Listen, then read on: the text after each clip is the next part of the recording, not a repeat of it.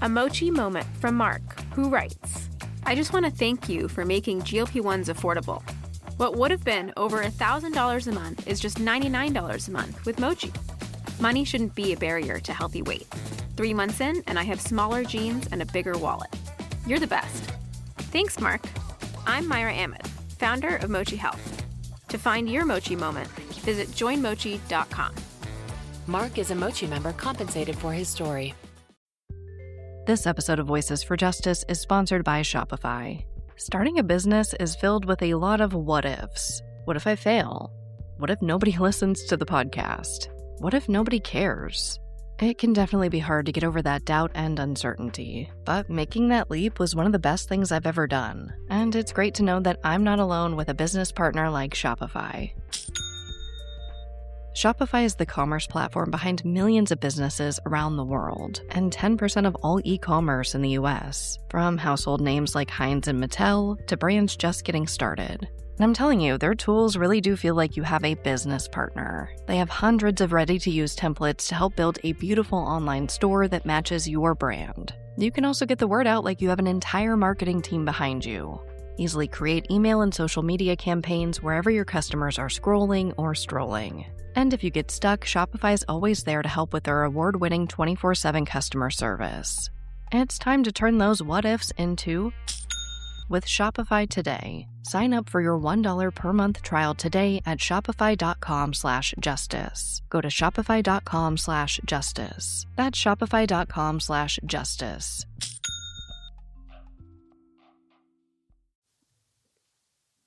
Voices for Justice is a podcast that uses adult language and discusses sensitive and potentially triggering topics, including violence, abuse, and murder. This podcast may not be appropriate for younger audiences. All parties are innocent until proven guilty in a court of law. Some names have been changed or omitted per their request or for safety purposes. Listener discretion is advised. My name is Sarah Turney, and this is Voices for Justice. Today, I am discussing the case of Alexis Patterson from Milwaukee, Wisconsin. On the morning of May 3rd, 2002, 7-year-old Alexis Patterson was very excited about going to school. Alexis was already a good student and prided herself on her perfect attendance record. But this day was going to be very special.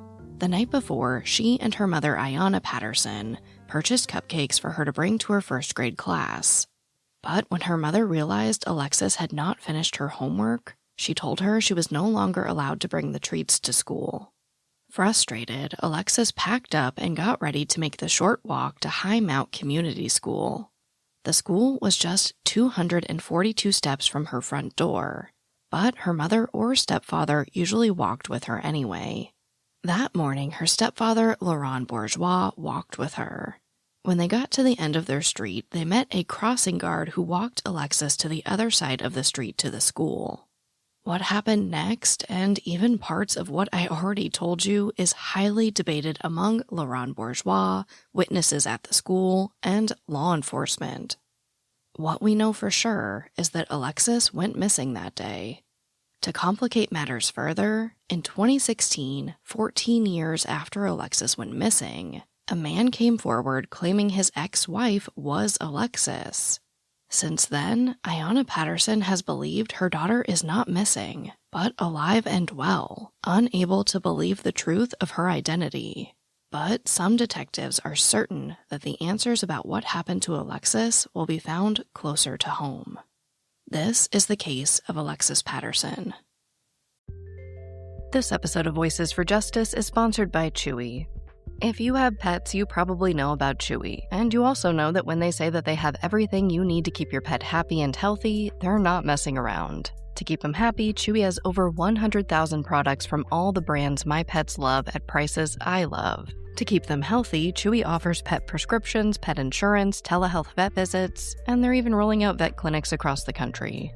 I've been shopping with them for a very long time. And in addition to the auto-ship feature that gets the dog's food to them every single month, I also love to experiment with different treats. But I'm a bit picky. For me, it has to be high quality with simple ingredients. I recently picked up treats from Shepherd Boy Farms that are 100% just chicken breast. Popcorn and Heber are already obsessed.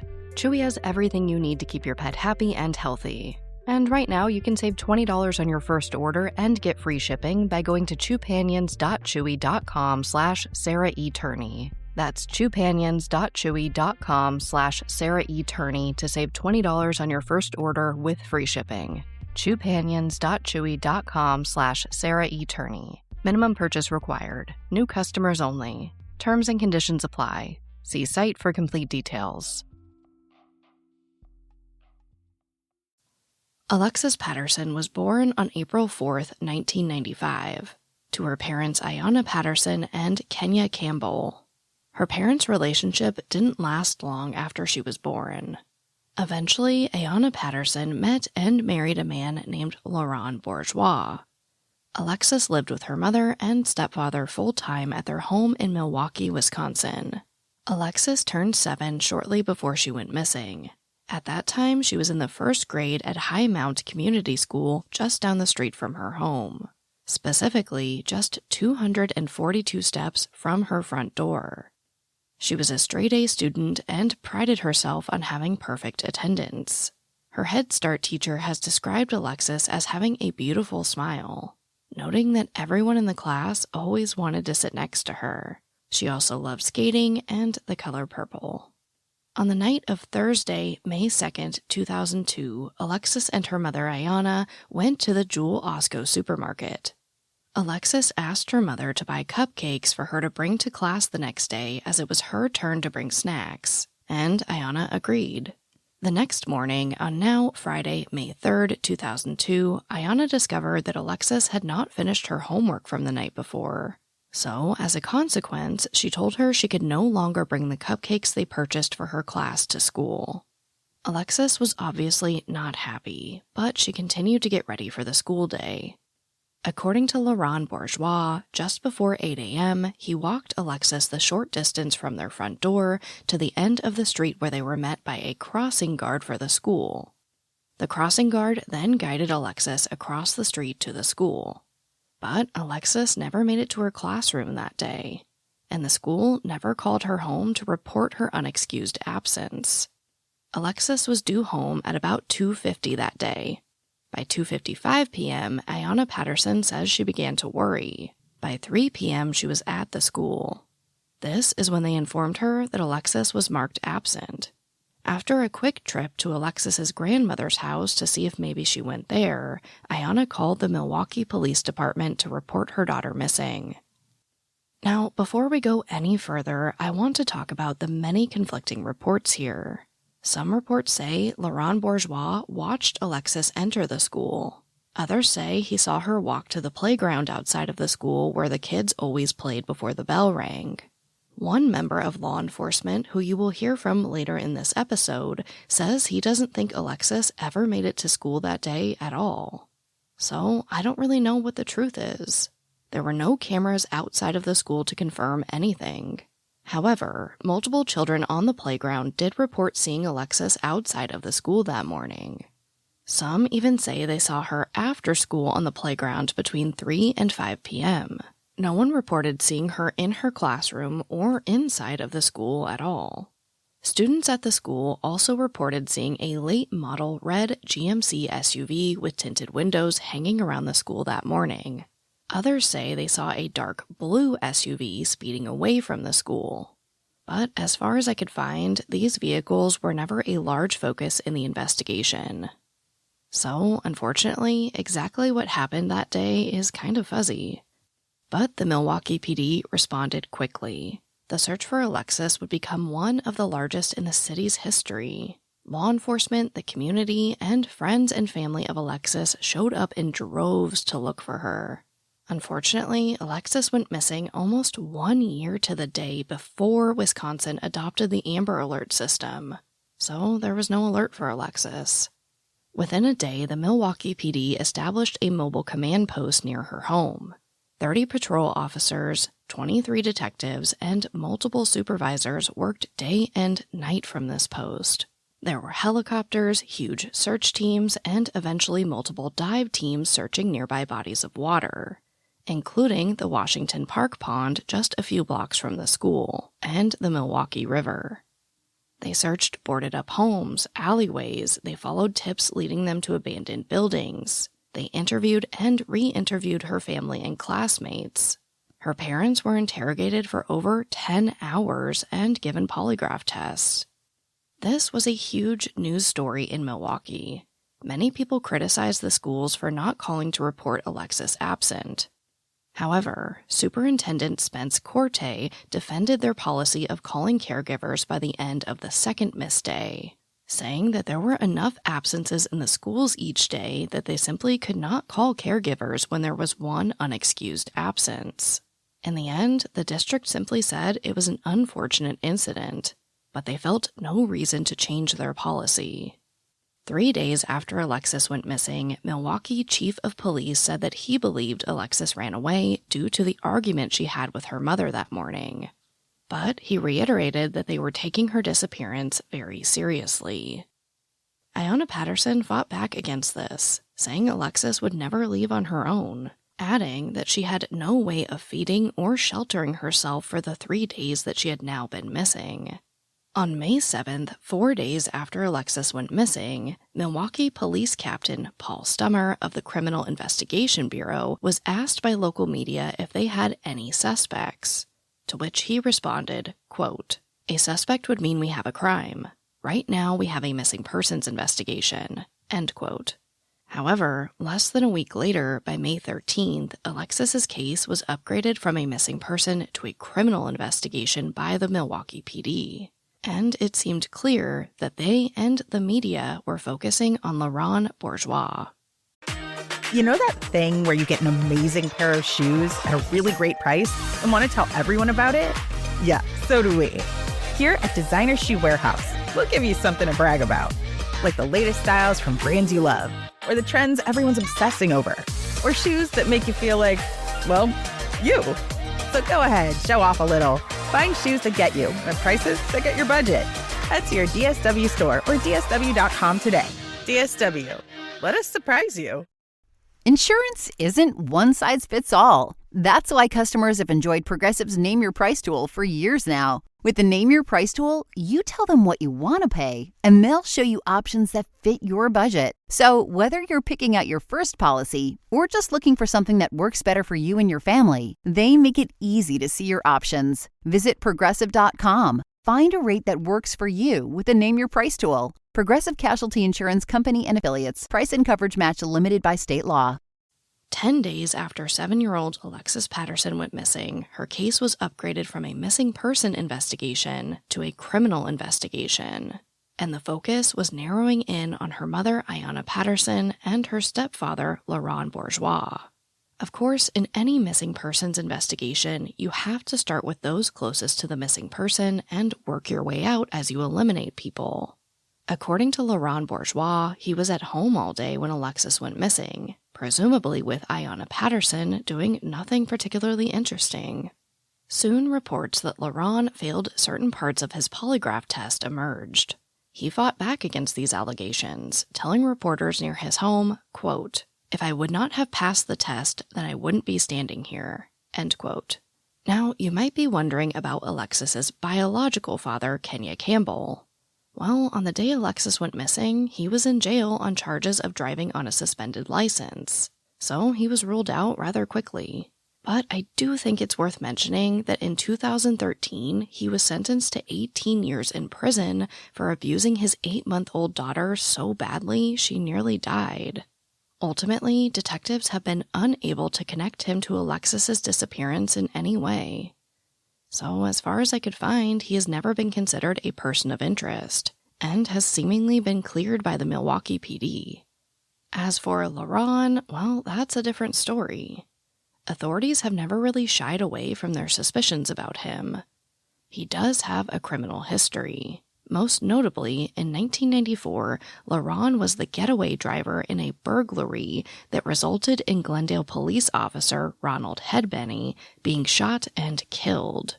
But he was granted immunity for his testimony. The Milwaukee Police Department hasn't released much about why they think LaRon might have been involved in Alexis's disappearance. but I have to imagine this incident plays a role. Later in the episode, you will hear directly from a member of law enforcement about why he believes all roads lead to LaRon, and he's not very nice about it. You will also hear from LaRon about what happened and how he feels about these accusations. Despite the focus on LaRon, he and Ayanna still appealed to the media for help. On May 14th, reporter Crocker Stevenson from the Milwaukee Journal-Sentinel visited the family home. LaRon expressed his frustration with the constant media presence at their home, and the allegations that he may have been involved, but stated he continued to speak with the press in order to help Alexis's case. That day, Stevenson sat down with Ayanna and LaRon as they dictated a letter to whomever took Alexis. It reads, quote, "To whom it may concern, to whomever it is that has our child, or to anybody who knows where she is. Please look into your heart and feel how your mother and father would feel if something like this happened to you. We know you have a mother and father who loves you like we love our child. Just think about how she feels not being able to come home to her mother and father where she belongs. We have visions of our daughter being dead, nightmares. We know she wants to be home with her brothers and sisters and her family. We don't care who you are, what problems you may have had that would make you do something like this. We just want our baby home. If you could find it in your heart to drop her off at the nearest safe place, or just let her go out the door, somebody will recognize her. It feels like we have a hole in our hearts. Our lives will not be complete without our baby. Nobody can take care of her like we can. If you have our daughter, just let us know she is safe and alive and happy. God forgives, and we forgive. Give us back our child, please." End quote. Outside of suspicions that LaRon Bourgeois might be involved, there was another notable person of interest the police looked into. A few weeks after Alexis went missing, workers from America's Black Holocaust Museum in Milwaukee discovered a very disturbing note glued to the front door as they went to open the museum that day. It featured Alexis and basically asked why white people should care about her. It also said if black people think white people care, quote, "You are dreadfully mistaken," end quote. I want to note here that Alexis's family also reported receiving anonymous, sexually explicit, and racist phone calls after putting their number on a flyer for Alexis. These calls began as early as the day after she went missing, and they went on for some time. It's just an extra, unneeded layer of hate not only for Alexis's loved ones, but Alexis herself. I can't imagine if she was being held somewhere, possibly with access to the news, how she would feel about reading about these calls and flyers. We know that captors will sometimes show the people they've kidnapped media coverage of their case. I can imagine an evil person would use this type of media coverage to discourage Alexis from believing anyone cared about her just because she was black. Of course, I'm just speculating at this point, so let's get back to the facts. Luckily, the man who created these horrible flyers was caught the next day. This man was 22-year-old Brian T. Werner. Milwaukee Police Chief Arthur Jones stated that Werner was, quote, "well known among his associates for his hatred of African Americans," end quote. Werner also has one tattoo that reads "White Power" on the inside of his lip, and another tattoo on his arm that reads "Hate." It was actually these tattoos that led police to Werner. Jones stated, quote, "We received phone calls that told us, for instance, that we should look at tattoo parlors and other information," end quote. He says it eventually led them to Brian Werner's cell phone number. Werner turned himself into police at 4:45 a.m. the morning after the first flyer was found. When he was taken into custody, police found the flyers and a Nazi flag in his vehicle. Although law enforcement recommended a charge of disorderly conduct and pushed for the DA to add a hate crimes enhancer, the charges were ultimately dropped. The DA commented that although the flyers were obnoxious and offensive, his right to create and distribute them is protected by the First Amendment or the right to free speech. Of course, with Werner being so malicious towards Alexis, they explored the possibility that he was responsible for her disappearance, but no connection was ever made. Searches for Alexis continued as tips came in, and the Milwaukee PD served subpoenas to 4 local news stations for their coverage of Alexis's case, possibly to review statements made by those in the area. After 5 weeks, the mobile command unit for Alexis moved to the 3rd District Station, about a block away from Alexis's home. Officials stated that by this time, Alexis's case file was already thousands of pages long, filled with interviews, following up on tips, and failed leads. To raise awareness for Alexis, the Milwaukee PD released a 15-second surveillance video of Alexis and her mother Ayanna at the Jewel Osco grocery store on the night before she went missing. This is when they went to buy the cupcakes for her class. Officials told local news outlets that they hoped by showing Alexis on video versus just her picture, someone might recognize her. Though, based on some statements they make later in the case, I have a feeling they also wanted people to see Ayanna as well. Alexis's case did get a fair amount of attention when she first went missing. She was in the local paper, on America's Most Wanted, CNN, and more. But then, on June 5th, about a month after Alexis went missing, a 14-year-old girl from Utah named Elizabeth Smart was abducted from her home. Her case dominated headlines across the country. Now, I feel like I have to stop and say all cases deserve the attention Elizabeth Smart's received. Each and every one of them. Black, white, poor, rich, educated, not educated, 7 years old, 77 years old, I don't care. Missing people deserve the best investigation possible, and when appropriate, the most media coverage possible until they are found. Elizabeth received the coverage that all missing persons cases should receive. The Milwaukee Journal did a nexus search of all major newspapers about 2 weeks after Elizabeth went missing, so about 6 weeks after Alexis went missing. There were 67 stories about Alexis, and over 400 about Elizabeth. In my research, I found countless articles comparing the cases. Some people say Alexis didn't get the same attention because she was Black and from a lower-income family than Elizabeth Smart. Others say it was the circumstances of Elizabeth's abduction that were just more fascinating to people. Many say it was a combination of a lot of factors. Either way, this was extremely disheartening to Alexis's family. I can't speak for other families, but I know I compare my sister's case to other cases in terms of the media attention it received. I can't help but think about what could have happened if my sister received basically any media attention when she first went missing.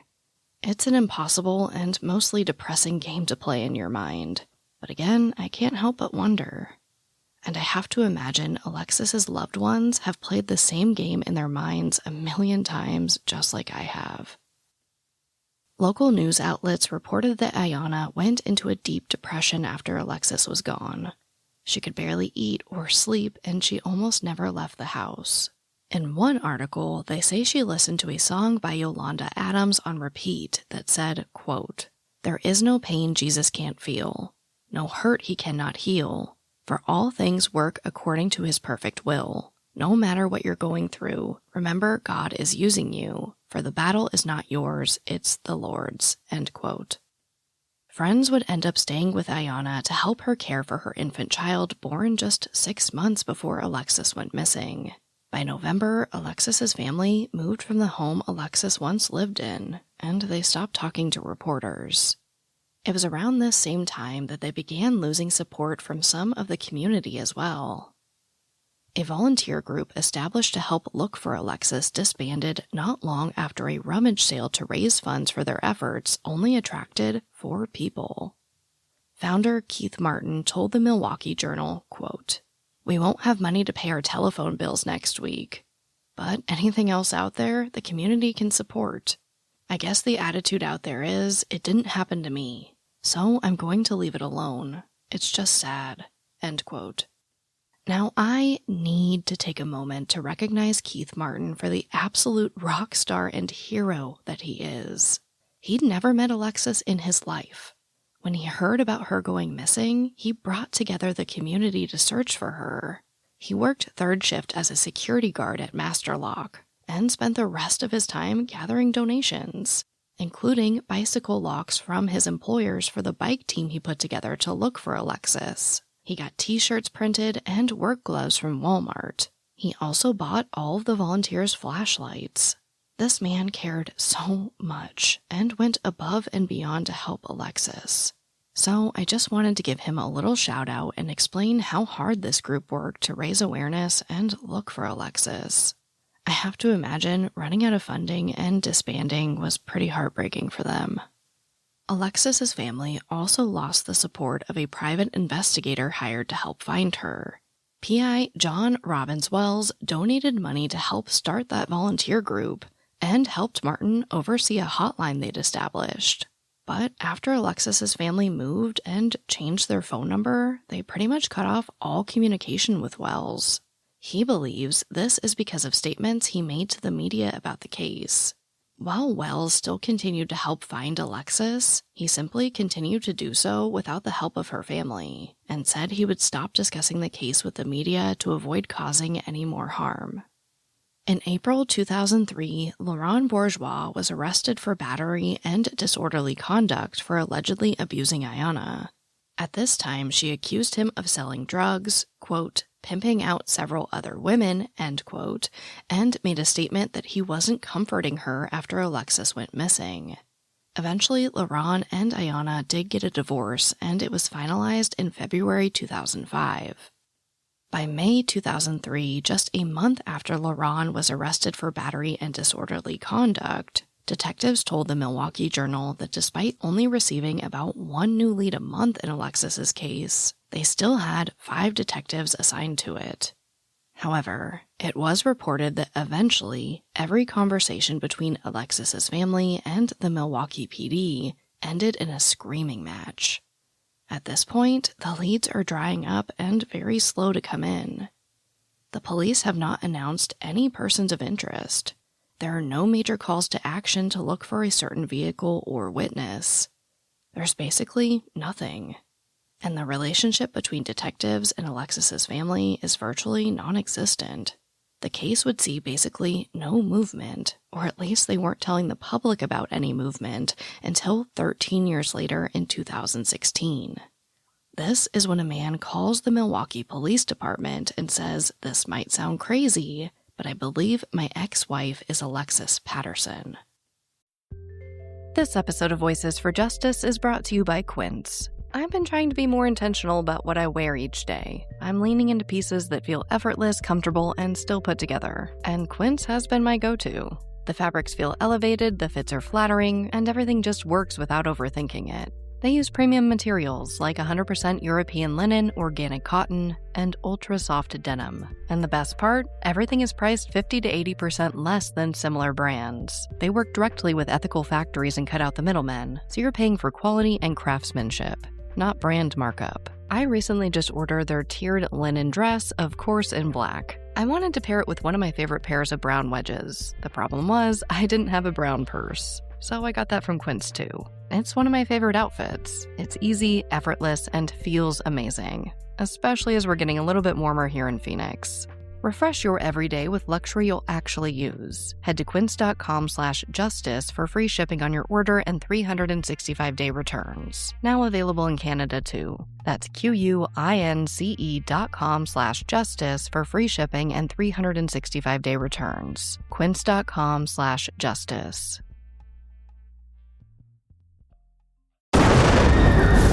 What they did to your family, you're lucky to make it out alive. Streaming on Peacock. These men are going to come after me. Taking them out is my only chance. Put a bullet in her head. From the co-creator of Ozark. Looks like a family was running drugs. Execution-style killing is rare for the Keys. Any leads on who they might have been running for? The cartel killed my family. I'm gonna kill them. All of them. MIA. Streaming now. Only on Peacock. 14 years after Alexis Patterson went missing, the investigation into her disappearance appears to be at a standstill. Despite conducting one of the largest searches in Milwaukee history for Alexis, they just couldn't really find anything to tell them what might have happened to her. No one saw her enter a vehicle. None of her clothing was found. And the police and her family were not getting along. It just wasn't a great situation. Then, out of the blue, the Milwaukee Police Department gets a call that changes the case forever. A man named Josh from Ohio calls them and says he believes his ex-wife is Alexis Patterson. The police and Alexis's family are all over this. One independent test is done by Josh and Ayanna, and the police have a local unit in the area gather another DNA sample for their official testing. Although this woman denied being Alexis Patterson, when Ayanna Patterson saw a picture of the woman, she told USA Today, quote, "I know that's my child. I'm not afraid of nothing now that I know my baby's safe, and I know my baby's alive," end quote. The DNA gathered by police in Ohio was shipped via FedEx to the Wisconsin Regional Crime Lab. It would take about 10 days to process. In that time, Josh was so sure that his ex-wife was Alexis Patterson that he took their 6-year-old son all the way to Wisconsin to meet Ayanna Patterson. And he said he just knew that this woman was his child's grandmother. Even Senator Lena Taylor backed Josh and Ayanna, saying that when she saw the photos, she believed the woman was Alexis as well. Josh explained to reporters that not only did his ex-wife look just like Alexis and her age-progressed photo, but both women had the same bump on their left pinky fingers, both had a scar under their right eye, and they had matching birthmarks. Here is Josh talking to TMJ4 News in 2016. I didn't even speak to the mother until there were 3 things that not just what everyone else could have. Anybody can have a scar under their eye, and anybody can have a bump on their hand. But those 2 and the birthmark, and then you put pictures together, the resemblance, I don't know. This was my chance to find out the truth and figure out who my ex-wife and her family really was, that I had to take this chance. I've wanted to know for years. But then the Milwaukee PD announced that their test determined this woman was not Alexis Patterson. In addition to the DNA not being a match, she provided a passport, visa, and court documents to verify her identity as well. She was born in Belize and stressed that if her ex-husband Josh was correct about his suspicions that she was Alexis, she would have only been 14 years old when they got married in 2009. Now, I couldn't find any information about the results of the independent test that was allegedly run by Ayanna and Josh, but I have to imagine the results were the same since I haven't seen Ayanna mention it. Ayanna believes that the results of the test run by the Milwaukee PD are false. She says they used older DNA from her that could have degraded over time, and believes the test may have been tampered with. So she demanded another test to be done, this time by the Milwaukee Police Department in person instead of an outside agency. Now, here's where things really get heated. Ayanna says that after asking for this new test, a detective on the case said that they would happily run another test, that he would travel to Ohio himself to administer it, but under one condition. If the test came back negative, that the woman was not Alexis, Ayanna Patterson had to tell him what she really knew about her daughter's disappearance. So Ayanna says she went to the FBI for help, who had a similar response. They asked her to take another polygraph test in exchange for them retesting the Ohio woman. According to Ayanna, she agrees to take another polygraph test if they will show her the results of her first one. She says they refused, so she refused. Obviously, this whole thing got very nasty very fast. The chief of police told the media he realized it probably wasn't the best way to gain Ayanna's trust. But the damage was done. Their already fractured relationship was in shambles at this point. Ayanna took to the media, stating, quote, "I feel like it's because of me being African American. I didn't finish high school. I'm from the hood. They probably did my background. You know, my mom was on drugs. My daddy wasn't around. They would have never treated me this way if I was white." End quote. Now, because we're on the subject of the family possibly being involved in Alexis's case, I want to play some interesting audio clips I found in my research.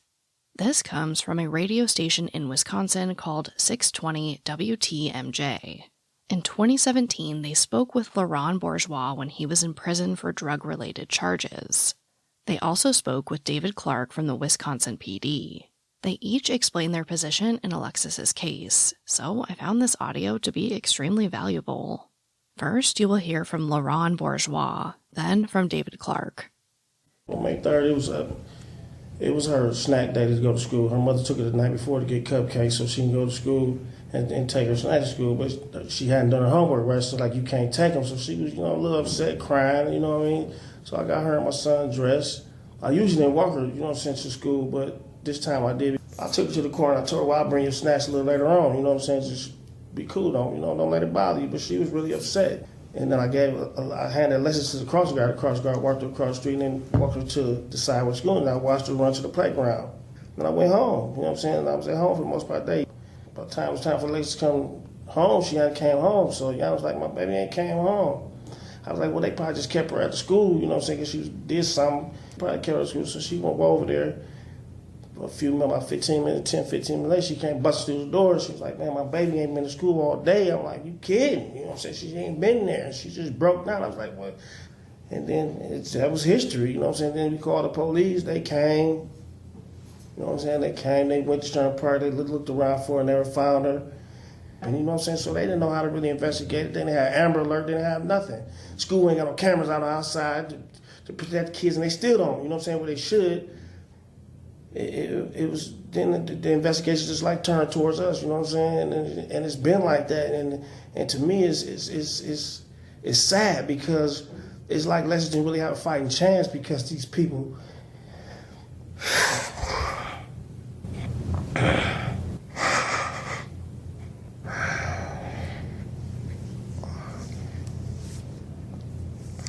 Well, they never got off of that, you know what I'm saying. He said he watched her walk into the school, but the school officials never saw her that day. So to me, that's a red flag, okay? Apparently there was some issue with, was her birthday or something like that, or her birthday was coming, some occasion was coming up, and usually the tradition was kids bring a treat to school, whatever, and she didn't have a treat to bring to school, and she put up a fuss that morning. I remember some of the details. Something about that she had been disciplined for her behavior, and, those things to me didn't pass the smell test. She was never at school. I don't care what the boyfriend's saying. She was never at school. He said he watched her walk into school. What, does he think, or does anybody think the 7-year-old is sly enough to, I'll walk in the door and then I'll watch him to leave and then I'll leave. Come on, give me a break. Based on what you know, Sheriff, do you believe that LaRon Bourgeois, the boyfriend, may have been involved in what happened to Alexis Patterson? Sure. Can I prove it? No. But look, you're talking to a veteran homicide investigator. That's what I'm basing it on, my experience, my gut instinct. We get to use all those in investigations, but I still get to maintain as an investigator, this is what we do. We come up with a theory, what may have happened here, and these ones that don't have a lot of things to go on. And I know how these things work. I know what I'm talking about here. So what's your theory on what may have happened to Alexis Patterson? Well, I indicated she wasn't dropped off at school. But what can I prove beyond that? Nothing. I still get to operate from that premise as an investigator. Honestly, I don't know what to believe. News articles state that multiple children saw Alexis on the playground before and after school that day. There were also the reports of the red and blue SUVs being nearby. And what about the crossing guard? David Clark says he doesn't believe Alexis ever made it to school that day. But where is this witness statement from the crossing guard that I presume was an adult? I don't know. But here is what LaRon Bourgeois said when he heard David Clark's allegations against him. What did I do to her? What did I do?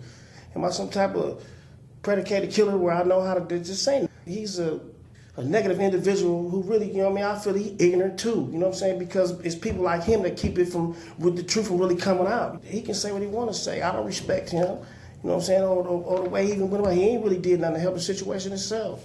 You know, what do you mean? What did I do then? If you felt like I did it, what did I do? You know what I mean? But walk her to the corner to be her father, to nurture her. And that's crazy, you know what I'm saying? I lost a child, man, you know what I'm saying? Regardless of what he think. You know what I mean? I got to live with this every day because these rumors and what people say, it's fictitious and it's fake, but it's not about me, it's about her, so they can say what they want to say, you know what I'm saying? Because I know the truth. And as long as I know, I can tell the same story over and over again because the truth will never change. What did she do to me that made me want to harm her? What did she do? She didn't do nothing. She was an innocent child. For that ignorant type of thinking for me, I expect that from somebody like him, so it don't bother me. You know what I'm saying? It don't bother me. You know, it do, but it don't. It do, but it don't. I mean, because it's hurting her chances. You know what I'm saying? It's not bothering me because, you know what I'm saying, that's the only reason why it bothers me, because that type of stuff don't help the situation, it hurt it.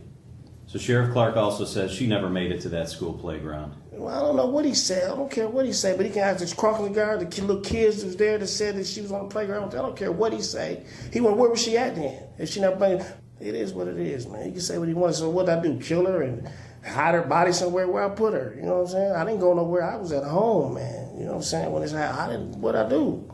I don't know, man.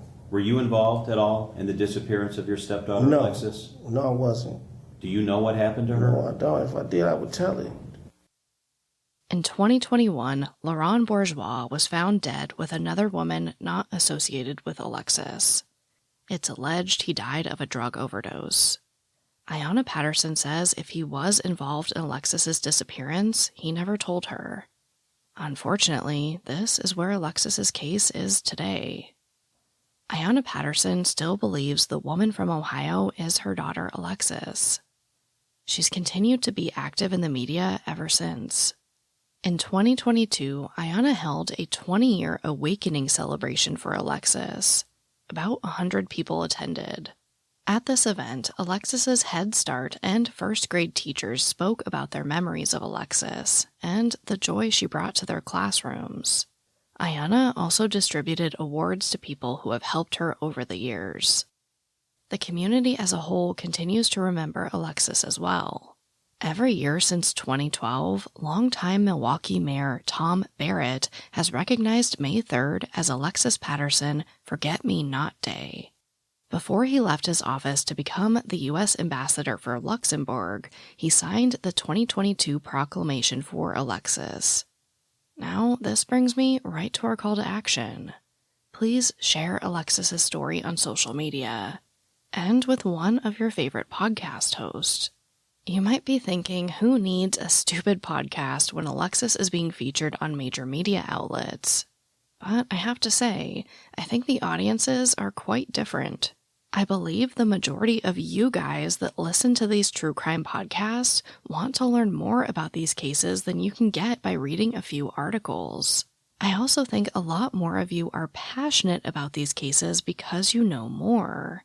So I would love it if you asked one of your favorite true crime podcasts to cover Alexis's story to help spread awareness in this community. Also, I have a very special call to action just for my listeners that are members of law enforcement out there. In my research for this episode, I came across a pretty shocking figure. According to the Milwaukee Journal, in new research that has not been published yet, quote, Syracuse University professor Carol Liebler found that law enforcement officers are the most prominent sources in 87% of news stories about missing children, end quote. So, if you are a member of law enforcement who wants to speak up about a missing persons case, please fight for it. Please share this statistic with your department and the entire study once it's published. I know a lot of officers have their hands tied when it comes to being able to speak to the media, but this is huge. With more sources of factual information, journalists and creators like me can help spread the word about these cases, and hopefully bring more of the missing home.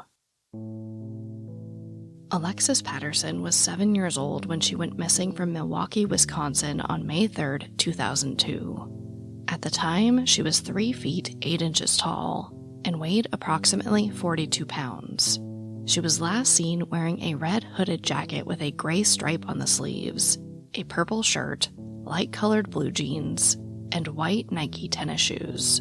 She wore her hair in 2 braids pulled back into 1 ponytail and was carrying a pink Barbie book bag. She has black hair and brown eyes. She also has a scar under her right eye and a bump on her left pinky finger. There is a $10,000 reward being offered for information that leads investigators to Alexis. Anyone with information is urged to contact their local FBI office. You can also submit a tip anonymously online at tips.fbi.gov. But as always, thank you, I love you, and I'll talk to you next time.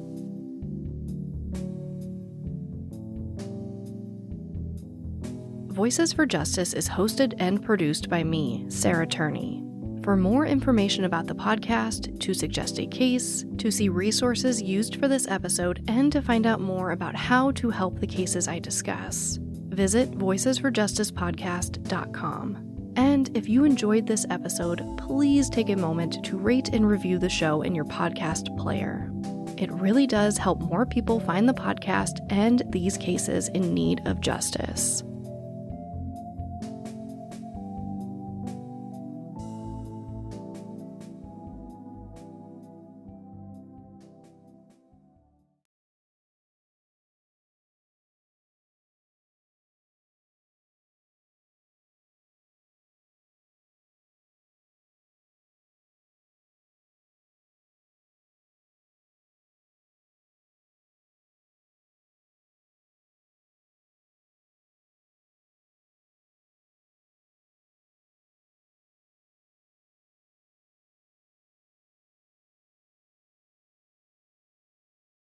Welcome to the Voices for Justice Secret After Show.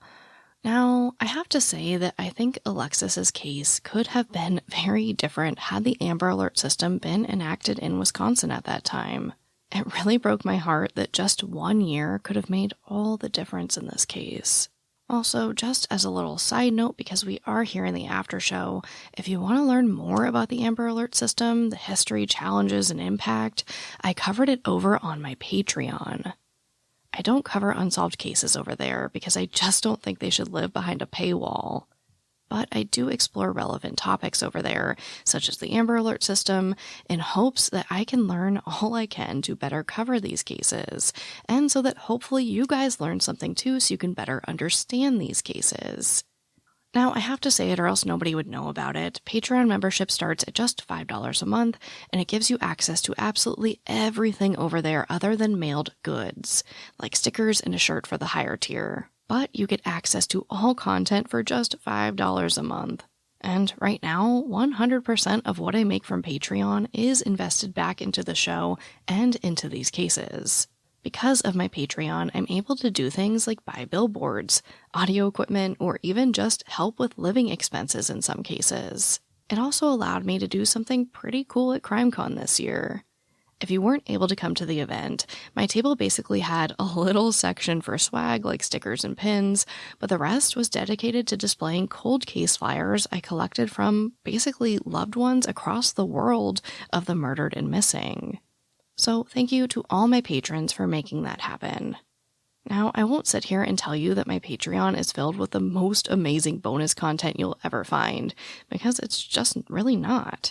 If I think the world needs to know something about an unsolved case or an issue, I don't want that to live behind a paywall. I want it to be accessible to everyone. But with that being said, I do cover educational topics, and you get some cool little extras, like hanging out with me if you're into that, extended interviews that just didn't make the show, and even about an hour of me and Watchman talking about our engagement. Basically, a lot of behind-the-scenes stuff with me. But going back to CrimeCon for just a second, I do want to say thank you to everyone who came to see me there. If you stopped by, you stopped me in the hallway, you just said hello, I want to say thank you so much. Going to events like CrimeCon, one of the biggest reasons is to meet you guys and say thank you for everything that you've done for me and for the show and for the cases. So again, thank you to everyone who saw me there. Now, I do want to give a shout out to a very special nonprofit that's relevant to Alexis's case, but also that I had the chance to meet at CrimeCon.